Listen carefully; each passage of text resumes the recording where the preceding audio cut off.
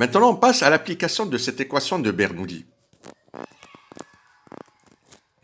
Alors, une première application de ce théorème de Bernoulli, quel est son intérêt?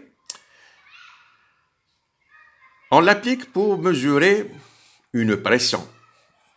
C'est ce qu'on appelle une sonde de pression. Alors, supposons que vous avez un écoulement, un courant, vous avez la surface libre du liquide, d'accord? Là, c'est ouvert à l'atmosphère. Vous avez un écoulement qui se fait horizontalement, le sens de l'écoulement. Si on place un obstacle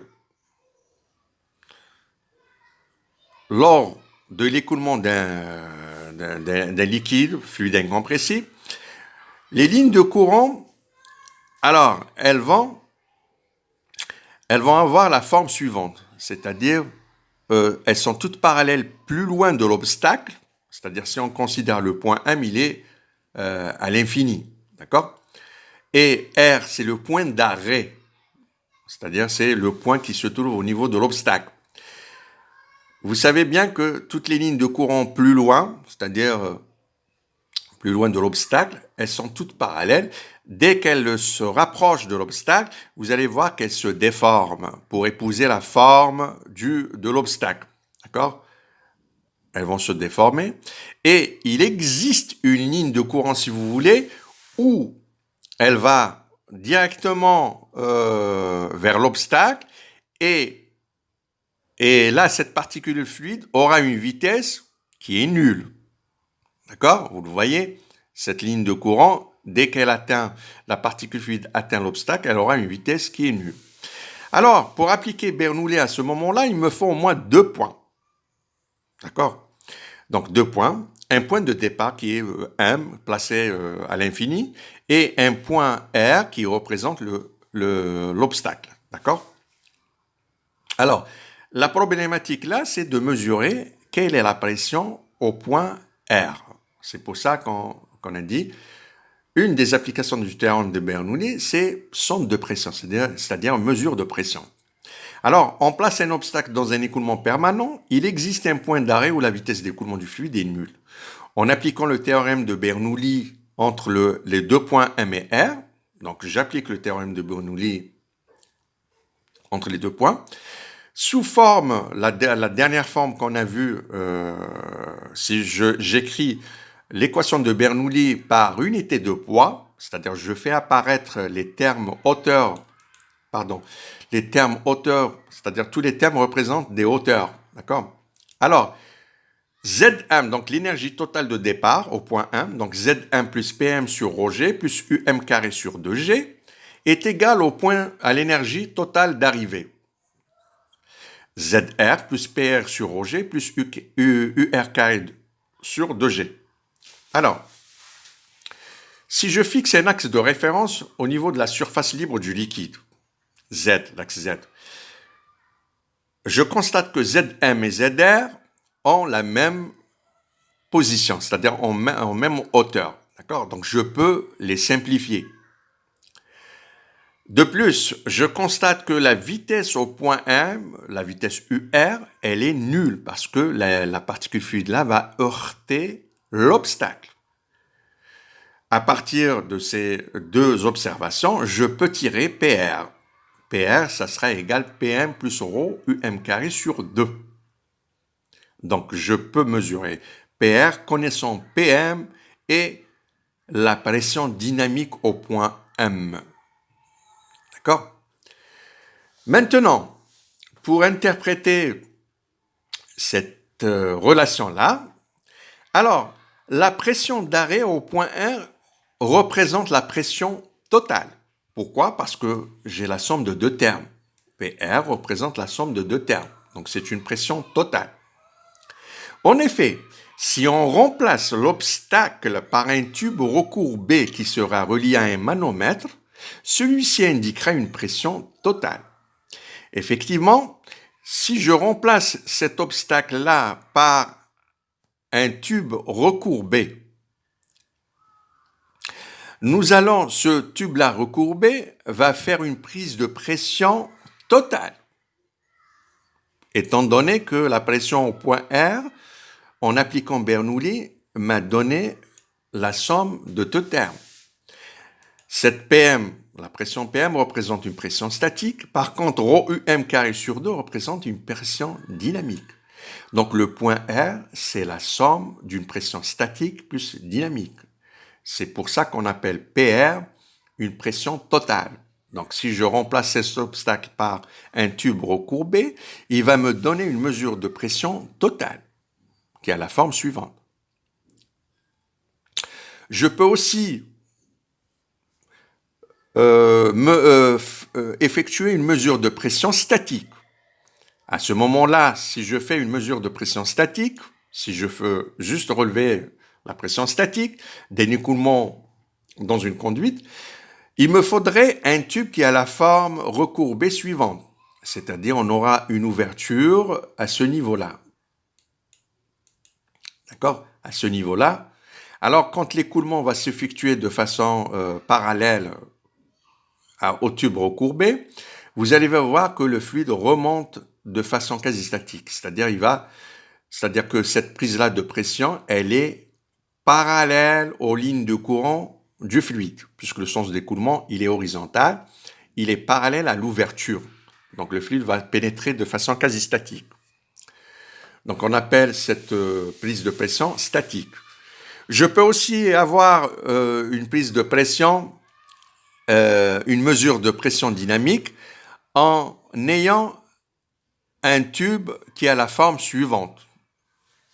C'est-à-dire, vous avez une prise de pression totale qui se fait à ce niveau-là, et vous avez une prise de pression statique qui se fait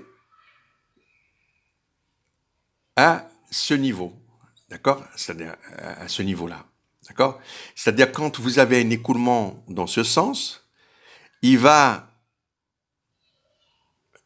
cette prise de pression-là, elle est perpendiculaire au sens de l'écoulement. D'accord? Le sens de la ligne de courant, elle est perpendiculaire à l'ouverture de la prise de pression. L'ouverture de pression, elle est de la sonde, elle est perpendiculaire au vecteur vitesse, c'est-à-dire au sens de l'écoulement. Par contre, les lignes de courant, le courant liquide, quand il passe là, vous voyez que l'ouverture, elle est parallèle à l'écoulement. On parle alors de prise de pression statique. Conclusion, pour un petit peu récapituler.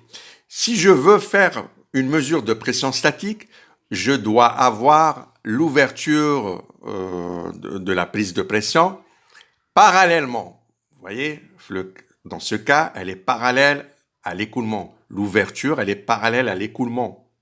L'écoulement, il est dans ce sens. Idem, identique pour cette prise de pression. Par contre, si je veux faire une prise de pression totale, je dois avoir l'ouverture de la sonde perpendiculaire au sens de l'écoulement tel qu'il est spécifié ici et aussi là. D'accord? On appelle ce genre de prise de pression le tube de Pitot. D'accord? Un tube de Pitot pour relever une pression totale. Alors là, ne pas confondre, on a mis une mesure de pression dynamique. D'accord? C'est-à-dire, si je veux mesurer une pression dynamique, je dois avoir une sonde qui a la forme suivante, c'est-à-dire une prise de pression statique et une prise de pression totale. Pourquoi? Parce que, regardez la relation, ici, la pression dynamique, c'est ρ UM carré sur 2. Si je veux mesurer ça, je dois avoir ρ UM carré sur 2 égale à quoi? Égale à PR moins PM. Or, PR, c'est une prise de pression totale et PM, c'est une prise de pression statique. Donc, si je veux mesurer la pression dynamique, ρ UM carré sur 2, je dois avoir une sonde de pression totale, une sonde de pression statique et une sonde de pression, une sonde de pression totale, PR, et une sonde de pression statique, PM. Donc, finalité, la pression dynamique ne peut pas se mesurer directement à l'aide d'une sonde. on doit la déduire à partir de cette relation-là.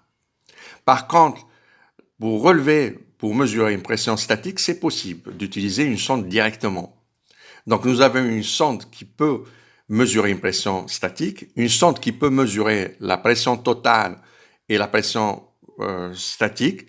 La différence peut, en faisant la différence, je peux mesurer la pression dynamique. Voilà. Deuxième application du théorème de Bernoulli, c'est la vidange de réservoir. C'est-à-dire, si je veux calculer la vitesse de vidange d'un réservoir, je dois appliquer le théorème de Bernoulli. Donc, supposons que vous avez un réservoir contenant un liquide à une hauteur h. Vous avez une ouverture au fond du réservoir. Je veux calculer la vitesse de vidange. D'accord ? Quelle est la vitesse de sortie du fluide qu'il y a à l'intérieur ? Si je fixe un axe de référence des hauteurs z, à partir du bas, je peux appliquer Bernoulli entre les deux positions, départ et arrivée, au point M et R. M étant le point de départ, une énergie de départ, et R, une énergie d'arrivée. D'accord ? Sachant toujours que pour appliquer Bernoulli, il vous faut 2 points. C'est-à-dire, le théorème de Bernoulli n'est rien d'autre que la comparaison de 2 énergies. Énergie de départ, énergie d'arrivée. Ces points-là, départ et arrivée, sont choisis de telle façon à avoir le plus de données. C'est-à-dire, parce que si vous voyez, a priori, en appliquant Bernoulli, vous avez 6 inconnus, 3 de part et d'autre. D'accord ? Donc, je dois choisir quand même, vous avez déjà un point qui est défini, c'est le point où l'on vous demande de calculer la vitesse de vidange ou alors la pression. Et vous avez un autre point qu'il faudra choisir là où vous avez le plus de données. Comme ça, ces 6 inconnus-là, on pourra les simplifier pour qu'elles redeviennent, par exemple, une donnée en fonction de, une inconnue en fonction de 2 données, tout simplement. D'accord ? Donc, on peut appliquer le théorème de Bernoulli pour calculer la vitesse de vidange d'un réservoir. Dans notre cas, c'est VR. En appliquant le théorème de Bernoulli entre les positions M et R, c'est-à-dire position de départ, position de sortie, vous avez alors Zm, l'énergie totale de départ, égale Zm plus Pm sur Rg plus Um carré sur 2G, égale à Zr plus Pr sur Rg plus Ur carré sur 2G.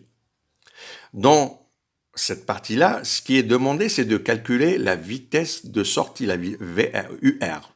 D'accord ? Voici notre inconnu. Ce qui est demandé, c'est UR. Bien. Quelles sont les données qu'on a dans le problème ? Zm et Zr, ce n'est rien d'autre que la hauteur du réservoir dans notre cas. Donc la différence Zm moins Zr est une donnée tout simplement, puisque Zm moins Zr vous donne H. Donc c'est une donnée, puisque c'est la hauteur du réservoir. La hauteur du liquide, bien sûr, dans le réservoir. On constate aussi que M, le point M et le point R, vous avez la pression au point M et la pression au point R, ce sont des pressions égales. Pourquoi ? Parce que ce sont des pressions extérieures, qui peut être la pression atmosphérique si c'est ouvert vers l'atmosphère. Dans notre cas, c'est la pression extérieure qui peut être la pression atmosphérique, dans notre cas, puisque le réservoir, il est ouvert à l'atmosphère et le point de sortie R est aussi ouvert vers le même environnement, c'est-à-dire l'atmosphère. Donc, je peux dire PM égale PR égale pression extérieure. Donc, on peut les simplifier dans cette équation-là. Elles sont égales, on peut les simplifier. Donc, vous voyez les 6 inconnus-là. Donc, Zm moins Zr, c'est H. Donc, nous nous sommes débarrassés de 2 inconnus. PM et PR peuvent être simplifiés. Donc, qu'est-ce qu'il nous reste ? Il nous reste juste UR carré, qui est l'inconnu, qui est demandé dans notre cas, dans le problème, et UM, si vous voyez là au niveau du réservoir. Alors, UM peut être négligé devant UR. Pourquoi ? Parce que au niveau du point M, c'est-à-dire la section au niveau de le M, elle est très grande devant la sortie R de vidange. C'est-à-dire, tout simplement, étant donné que la section au point M, puisque c'est la section du réservoir, est très grande devant la section de sortie au point R, alors la vitesse UM par rapport à UR, elle est aussi négligeable. Pourquoi? Parce que c'est dû aux grandes dimensions du réservoir. Un petit exemple, si par exemple vous avez un barrage d'eau, par exemple. Alors le barrage d'eau, donc si vous prenez la surface libre de ce barrage, c'est-à-dire la section à la surface libre du liquide, du barrage, par rapport à la section de sortie, c'est-à-dire la section qui représente quand, par exemple, le barrage, pour alimenter, par exemple, une ville, on doit ouvrir le barrage. On doit l'ouvrir. Cette section-là d'ouverture, par rapport à la section libre de la surface libre du liquide, est très négligeable. Donc, ce qui veut dire la vitesse de vidange au point de sortie, R, est très grande devant la vitesse linéaire, si vous voulez, la vitesse puisque là, la vitesse au point M, UM, c'est une vitesse qui est linéaire. C'est-à-dire que vous allez voir le niveau baisser, non pas tout de suite, mais il vous fera quand même des jours et des jours pour voir le niveau baisser. Le niveau, par exemple, d'un barrage, vous allez voir son niveau baisser, pas en espace de quelques secondes, mais en espace de quelques mois, d'accord, de quelques jours, de quelques mois, d'accord. Donc cette vitesse linéaire UM tend vers 0. Donc l'équation de Bernoulli va se réduire carrément à UR égale racine de GH. C'est ce qu'on appelle la formule de Torricelli. Une dernière application du théorème de Bernoulli, c'est ce qu'on appelle le phénomène de Venturi. Ce phénomène-là de Venturi consiste, donc nous avons deux conduites de sections différentes connectées par un col. Sur ce col-là, à l'entrée et à la sortie de ce col, on fait deux prises de pression statiques. Et on va appliquer Bernoulli entre les deux points M et R qui se trouvent sur la ligne de courant. Donc, en appliquant Bernoulli entre les deux sections d'écoulement M et R, nous obtenons l'équation suivante.